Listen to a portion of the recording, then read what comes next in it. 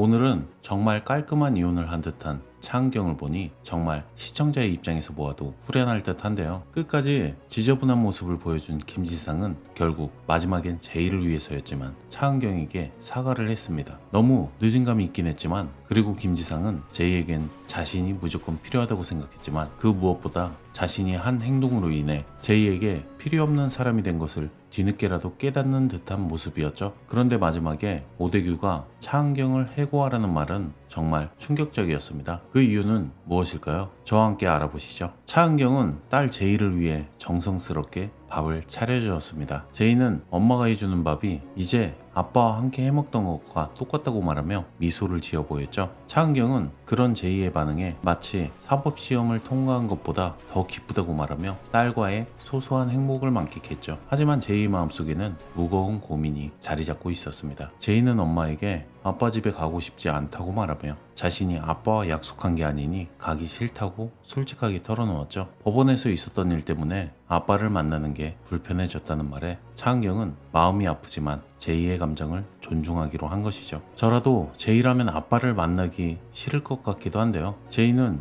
이어서 엄마 혼자서도 다 할 수 있으니 이제 아빠가 필요 없다고 단호하게 말했죠.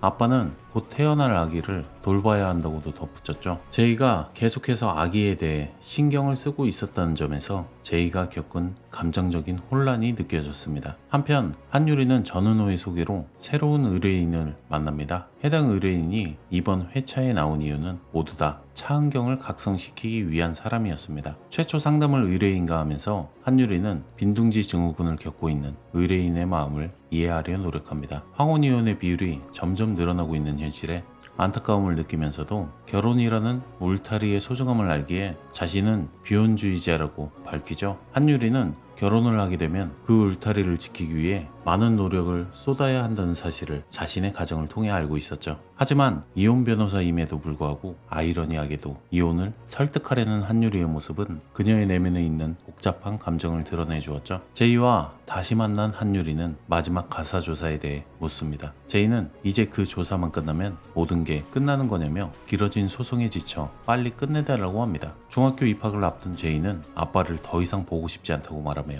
자신을 불쌍하게 바라보는 시선이 싫다고 말하죠. 그러나 한유리는 자신을 불쌍하게 바라보지 않았던 유일한 어른이었기에 제이는 한유리를 좋아하게 됩니다. 한유리도 자신의 부모님이 이혼한 경험이 있었기에 제이의 마음을 깊이 이해하고 공감할 수 있었죠. 제이와의 만남 이후 가사조사를 앞두고 한유리는 차은경을 불러 잠시 이야기를 나눕니다. 재산분할에서 30%를 요구한 김지상의 결정에 대해 이야기하며 제이가 빨리 끝내고 엄마와 함께 나아가고 싶어 했다고 전하죠. 결국 최사라는 소송을 취하해주는 조건으로 차은경에게 사과를 하게 됩니다. 하지만 그 사과는 진정성이 결여된 반쪽짜리 사과에 불과했습니다. 한 번도 배신하는 사람은 있어도 한 번만 배신한 사람은 없다는 한유리의 말이 무겁게 다가왔는데요. 그렇다면 한유리는 왜 최사라의 소송을 취하하기로 한 것일까요? 그저 차은경의 마음의 짐을 덜어내주기 위한 것처럼 보였는데요. 그와 함께 가사조사관과의 마지막 대화에서 제이는 엄마와 함께 살고 싶다고 말한 것을 확실히 김지상에게도 말해주었죠. 그리고 제이가 아빠를 보고 싶어 하지 않는다는 사실까지 전해주었습니다. 결국 차은경이 제이의 양육권을 갖게 되었고 제이가 자신을 멀리하려 한다는 사실을 알게 되자 김지상은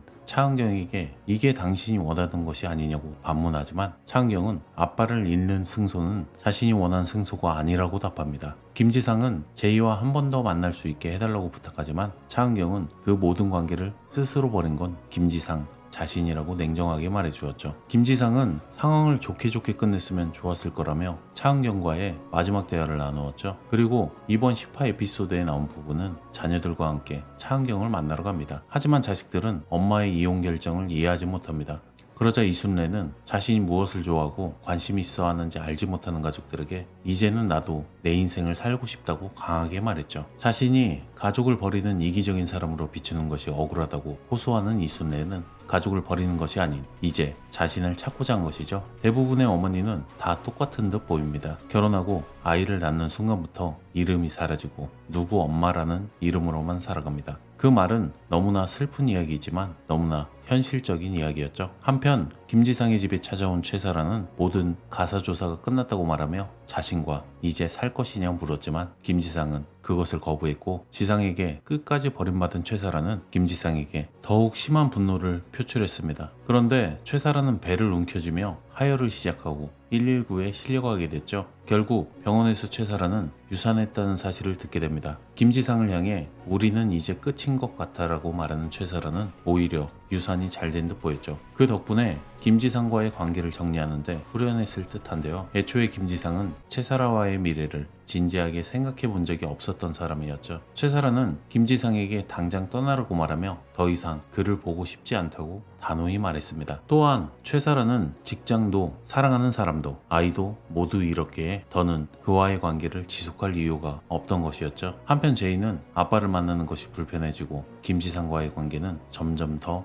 멀어져 갑니다. 예전에는 아빠만 보면 달려가 안겼던 제이였지만 이제는 무표정으로 대할 뿐이었죠. 김지상은 제이에게 잠깐 대화를 나누자고 하지만 제이도 할 얘기가 있다며 말하죠. 제이와 만난 김지상은 예전처럼 오믈렛 라이팅을 하려고 했지만 제이는 이제 엄마도 잘 만든다고 하며 아빠가 자신에게 거짓말을 해서 힘들었다고 고백합니다. 제이는 최사라 집에서 본 것들을 모두 털어놓으며 아빠를 믿지 못하게 된 과정을 이야기합니다. 김지상이 끝까지 거짓말을 하려 했지만 제이는 그 거짓말이 더 이상 통하지 않는다는 것을 알려준 셈이죠. 아빠는 나를 하루라도 못 보면 벌을 주는 거니까 아빠를 다시는 안 볼 거야 라고 말하는 제이의 결심은 단호해 보였죠. 또한 최사라는 김지상의 번호를 지우고 반지를 빼며 고향으로 돌아가기로 결정했죠. 그와 함께 차은경은 자신이 하지 못했던 것을 이순례의 의뢰를 보며 자신의 삶을 돌아보게 됩니다. 김지상은 양육권을 포기하고 차은경은 제이가 아빠를 잃지 않도록 면접 교섭권을 유지하며 제이가 원할 때마다 만나게 해주겠다고 말합니다. 재산분할에서 김지상은 그냥 30%만 받겠다고 하며 그 사이에 제이가 있다는 점을 강조해 주었죠. 이혼을 확인하는 순간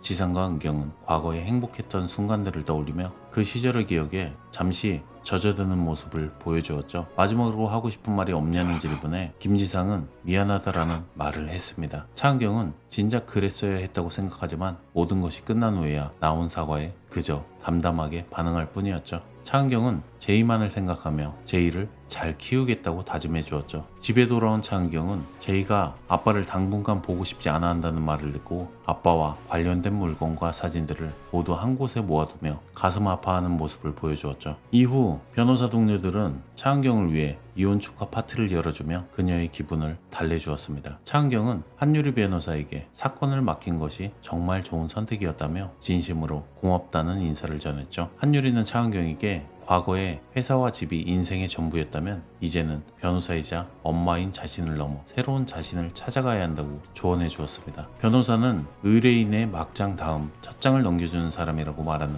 한유리의 말은 조금 새롭게 느껴졌는데요. 사건을 해결해주는 사람이라고 생각했는데 그 다음 장을 넘겨주는 사람이라니 조금 소름 돋는 대사였습니다. 그러나 모든 것은 항상 좋은 것이 있다면 안 좋은 일도 항상 있더군요. 마지막으로 오대규는 정우진을 자신의 사무실로 불러 차은경을 해고하라고 지시했죠. 왜 갑자기 오대규 대표가 차은경을 해고하려 하는 것일까요? 첫 번째로 아마도 차은경의 이혼이 대종로펌의 이미지에 부정적인 영향을 미칠 수 있기 때문인 듯 보이죠. 차은경은 이혼 전문 변호사로서 자신의 이혼 소송이 로펌의 이미지에 타격을 줄 수 있다고 생각하는 오대규는 이를 사전에 차단하고자 했을 가능성이 큽니다. 그와 함께 오대규는 차은경의 능력을 인정하면서도 그녀의 개인사로 인해 로펌이 흔들리는 것을 원치 않았을 수 있습니다. 차은경이 자신의 이혼 문제로 로펌의 명성을 떨어뜨리거나 고객들에게 부정적인 인식을 줄 것을 우려했기 때문에 그녀를 해고함으로써 문제를 해결하려 했을 수 있습니다. 두 번째로는 차은경이 이혼 후 정우진과 더 가까워질 수 있다는 가능성이 오대규에게